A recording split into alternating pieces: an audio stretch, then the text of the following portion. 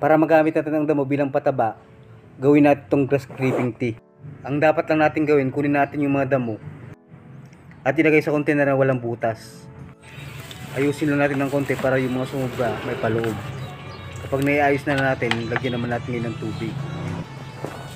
Punuin natin ng tubig yung container at naglagyan natin ng damo.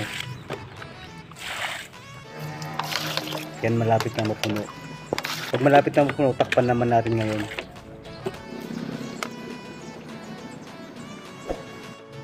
Pagkaroon po ng 5 araw, ito na po siya, pwede siyang gamitin. Ito lang hindi maganda rito, hindi kaaya-aya ang amoy. Haluin lang natin bago natin gamitin.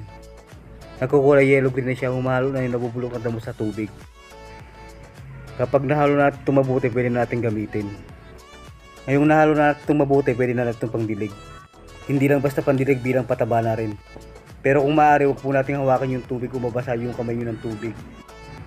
Dahil mahirap tanggalin yung amoy niya sa kamay pag nabasa. Kaya medyo malaki yung ginamit kong pangsalok para hindi mabasa yung kamay ko. O kaya naman kung meron kayong tabong may hawakan nyo nang gamitin nyo. Para huwag kayong mabasa.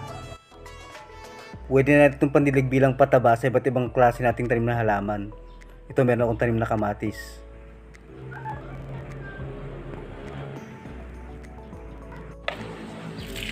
Isunod naman natin dito sa okra. Pagkatapos sa sili at sitaw.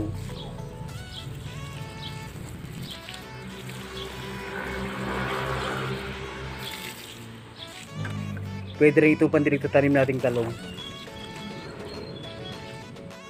Meron din akong tanim na pechay at mustasa. Maganda rin itong pandilig sa pechay at mustasa dahil mayaman ito sa nitrogen.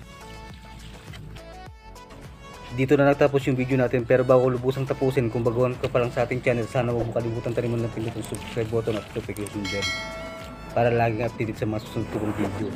Maraming salamat sa panonood at pagpalain ka ng Panginoon.